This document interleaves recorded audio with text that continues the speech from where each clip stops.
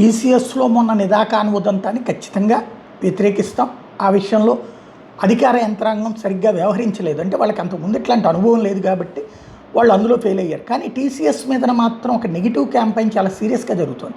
వాస్తవంగా టాటాని నెగిటివ్గా అనుకోవడం తప్పు. టీసీఎస్ కూడా సామాజిక బాధ్యతతోనే పనిచేసేటువంటి సంస్థ, లక్షలాది మందికి ఉద్యోగాలు ఇప్పించినటువంటి సంస్థ కన్సల్టెన్సీగా.